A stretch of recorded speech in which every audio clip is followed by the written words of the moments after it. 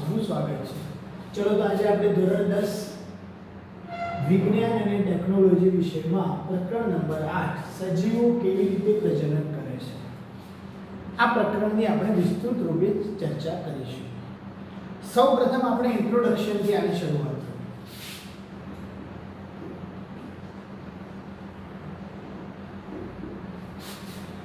તો વિદ્યાર્થી મિત્રો, સજીવોના પ્રજનનની ક્રિયાવિધિ પર ચર્ચા કરીએ એના પહેલા આપણે સવાલ કરવો જરૂરી છે, પ્રશ્ન કરવો જરૂરી છે કે સજીવ પ્રજનન શા માટે કરે છે। પહેલો સવાલ, સજીવ પ્રજનન શા માટે કરે છે? આપણે આ જે સવાલ છે, ક્વેશ્ચન છે, એનો જવાબ આપવાનો છે। હકીકતમાં પોષણ, શ્વસન, રુધિરાભિસરણ તંત્ર, ઉત્સર્જન તંત્ર, બીજી દેહધાર્મિક જેવી જરૂરી જૈવિક ક્રિયાઓની માફક કોઈ ઉંમરલાયક પ્રાણી કે પછી સજીવને જીવિત રહેવા માટે પ્રજનનની ક્રિયા જરૂરી નથી। સમજો, એનો મતલબ આપણે પ્રજનન મુદ્દા વિશે સમજવાનું છે। પોષણ, શ્વસન, ઉત્સર્જન તંત્ર, રુધિરાભિસરણ તંત્ર અને અન્ય દેહધાર્મિક ક્રિયાઓ, મતલબ કે જૈવિક ક્રિયાઓ। સમજો વિદ્યાર્થીઓ, આવી જે ક્રિયાઓ છે, આ ક્રિયાઓમાંથી કોઈ પણ ક્રિયાને જો અટકાવવામાં આવે અથવા તો ન કરવામાં આવે તો સજીવ જીવંત રહી શકતો નથી। સમજો, મતલબ સજીવ જીવંત રહેતો નથી। પરંતુ પ્રજનન એક એવી ક્રિયા છે કે જેને જો ન કરવામાં આવે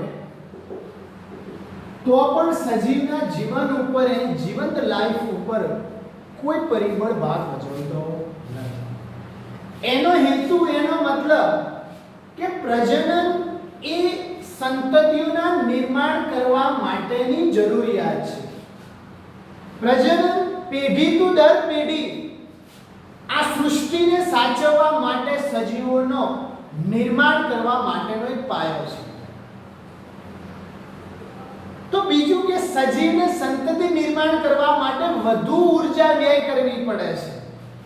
એનો મતલબ કે જેમ શરીરની દૈહિક ક્રિયાઓ કરવા માટે ઊર્જાની જરૂર પડે છે, એમ પ્રજનન કરવા માટે પણ ઊર્જાની જરૂર પડે છે। અને એટલે ઊર્જાનો શું થાય છે? વ્યય થાય છે। તો પછી આ પ્રજનનની ક્રિયામાં પોતાની ઊર્જાને નકામી શા માટે ગુમાવે? સ્વાભાવિક છે કે મને જીવવા માટે ઊર્જા વાપરવી પડતી હોય તો હું વાપરું, પણ મને ઊર્જા વાપરવાથી મારા જીવનની લાઈફમાં જો વધારો ના થતો હોય તો સવાલ થાય કે આવી ઊર્જા શું કરવા હું વેસ્ટ કરું?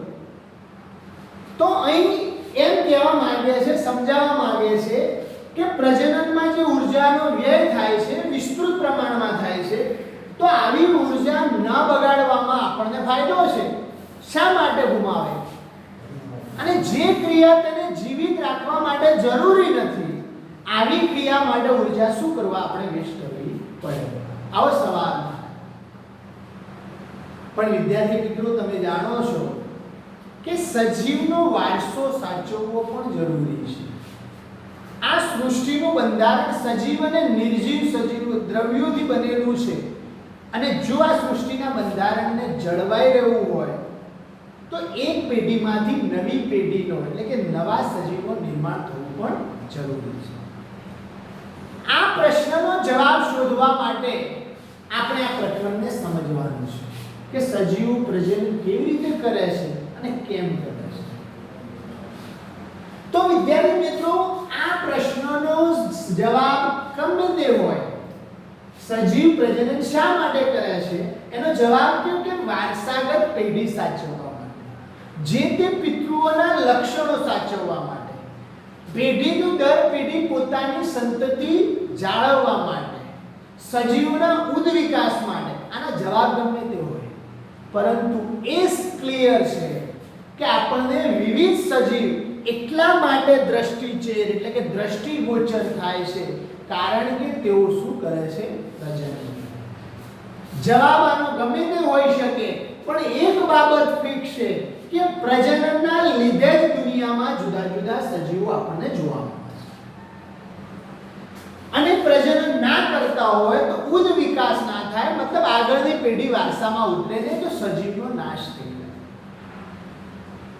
જો તે સજીવ એકલો હોય અને કોઈ પણ પ્રજનન દ્વારા પોતાના જેવા જ સજીવની ઉત્પન્ન ન કરી શકે તો આપણને એ સજીવના અસ્તિત્વની પણ ખબર પડે. સમજો કે લાખો વર્ષ પહેલા મનુષ્ય નામનો સજીવ પેદા થયો હતો અને એ સજીવ જ્યારે પ્રજનન ના કર્યું હોત તો અત્યારે આપણને આ ઇતિહાસ ના ખબર હોત કે મનુષ્ય નામની જાતિ હતી કે નહોતી, એ આપણને અસ્તિત્વની માહિતી મળે.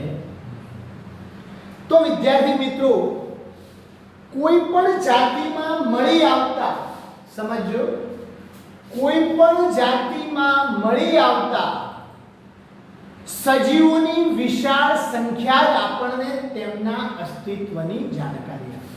સમજો, કોઈ પણ જાતિ હોય મળી આવતા સજીવો જ આપણને એના અસ્તિત્વની શું કરે છે? જાણકારી આપે છે. તો આપણને કેવી રીતે ખબર પડે છે કે બે સજીવ એક જ જાતિના સભ્ય છે? તમે અને આપણે એક જ જાતિના છે, આ કઈ રીતે ખબર પડે છે? કૂતરાઓની અઢળક રૂપ તમે જોયા છે, ભેંસોમાં જુદી જુદી ભેંસો જોઈ છે, શેંગડા તમે જુઓ છો જુદા જુદા વિસ્તારમાં જુદી જુદી છે.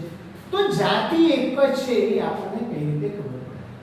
સામાન્યપણે એવું એટલા માટે કહી શકીએ છીએ કે તેમાં એક સમાન લક્ષણો દેખાય છે. શું દેખાય છે?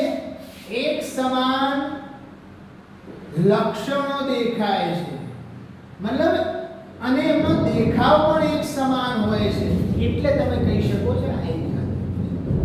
આમ પ્રજનન કરનાર સજીવો નવી સંતતિનું સર્જન તો કરે છે, જે ખાસી હદ સુધી પોતાના પિતૃ જેવી બને.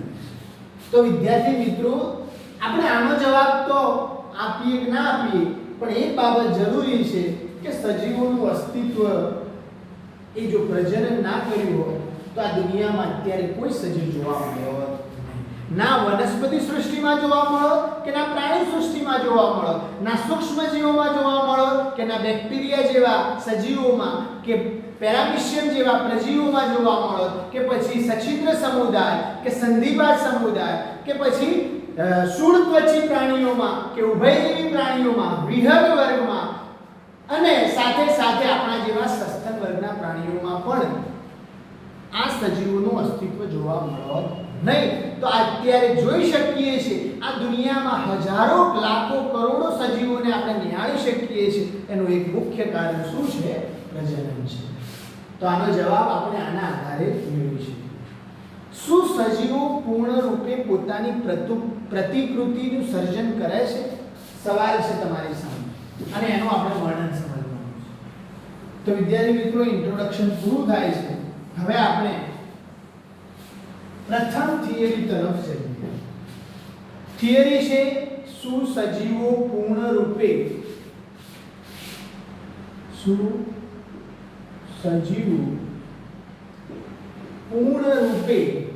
પોતાની પ્રતિકૃતિનું સર્જન કરે છે? પોતાની પ્રતિકૃતિનું સર્જન કરે છે. સમજો, પ્રતિકૃતિ એટલે ક્લોન. પ્રતિકૃતિ એટલે ક્લોન અને ક્લોન ને આપણે સીધી ભાષામાં કહીએ તો ડુપ્લિકેટ. શું? ડુપ્લિકેટ. એનો મતલબ કે મનુષ્યની જ્યારે પ્રજનન દ્વારા સંતતિ પેદા થાય છે ત્યારે એની જે ઓલાદ પેદા થાય છે એ સંતતિ થોડા ઘણા પ્રમાણમાં માતા જેવી હોય, થોડા ઘણા પ્રમાણમાં પિતૃ જેવી હોય, પરંતુ સંપૂર્ણપણે ડુપ્લિકેટ મા બાપ જેવી હોતી નથી. એનો મતલબ પિતૃ જેવી હોય છે પણ પિતૃના જેવી આબેહૂબ પ્રતિકૃતિ જોવા મળતી નથી. તો વિદ્યાર્થી મિત્રો, પ્રતિકૃતિનું સર્જન કરવા માટે અમીબા જેવા સજીવમાં જોવા જઈએ તો એ કોષમાં જે પણ દ્રવ્યો હોય છે એવા ને એવા દ્રવ્યો, એવો ને એવો આકાર તેમજ એવી ને એવી રચના એ એના બાળ અમીબામાં જોવા મળે છે. અને બાળ અમીબા અને જે પિતૃ અમીબામાં ડુપ્લિકેટ એટલે કે આબેહૂબ પ્રતિકૃતિ જોવા મળે છે, તો એવા પણ સજીવો નિર્માણ તો પામે છે. તો પછી એમાં કઈ રીતે પ્રજનન થાય છે, પ્રજનનના પ્રકાર કેટલા છે, કયા કયા પ્રકાર છે, કયા પ્રજનનથી પ્રતિકૃતિનું સર્જન થાય અને કયા પ્રજનનથી ભિન્નતા આવે છે, આ મુદ્દા વિશે આપણે આ પ્રકરણમાં આપણે સમજવાની કોશિશ કરીશું. તો વિદ્યાર્થી મિત્રો, આ થિયરીને આપણે સમજીએ એના બારામાં ડિટેલ માહિતી તમારી બુક પ્રમાણે આપણે નેક્સ્ટ લેક્ચરમાં સમજવાની કોશિશ કરીશું. પણ આજનો આ ટોપિકમાં આપણે સમજવાનું છે પ્રજનન જે છે એ પ્રજનન મહત્વનું છે, પેઢી જાળવવા માટે જરૂરી છે, સંતતિ પેદા કરવા માટે જરૂરી છે, વારસો સાચવવા માટે. વારસો અહીં જમીન, બંગલા, ગાડી નહીં, અહીં વારસો માતા પિતાના લક્ષણોનો વારસો છે. અહીં એની શારીરિક લક્ષણોની વારસાની વાત કરવામાં આવે છે.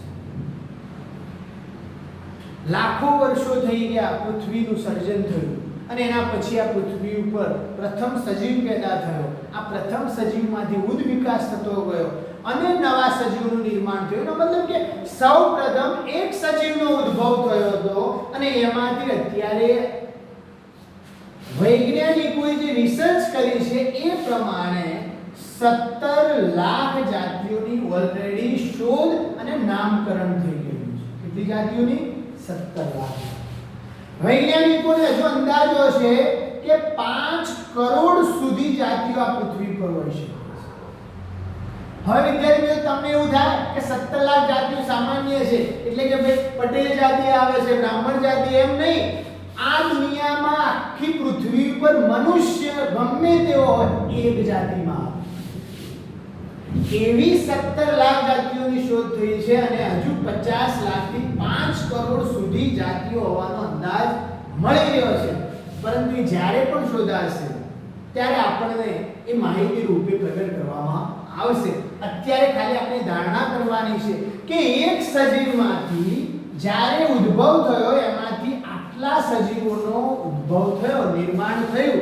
એનો મતલબ કે આ બધાએ શું કર્યું હશે? પ્રજનન. તો આના આધારે આપણે સમજી શકીએ છીએ કે પ્રજનન કેટલું મહત્વનું છે. પ્રજનન દ્વારા સજીવનો ઉદ્ભવ થાય છે, પ્રજનન દ્વારા સંતતિ પેદા થાય છે, પ્રજનનના લીધે જ ભિન્નતા આવે છે, પ્રજનનના લીધે પ્રતિકૃતિનું સર્જન થાય છે. તો વિદ્યાર્થી મિત્રો, શું સજીવો પણ પૂર્ણ રૂપે પોતાની પ્રતિકૃતિનું સર્જન કરે છે એ થિયરીનું વર્ણન આપણે નેક્સ્ટ લેક્ચરમાં સમજવાની કોશિશ કરીશું. તો આજનું આપણું આ લેક્ચરને આપણે પૂરું કરીએ છીએ. Thank you.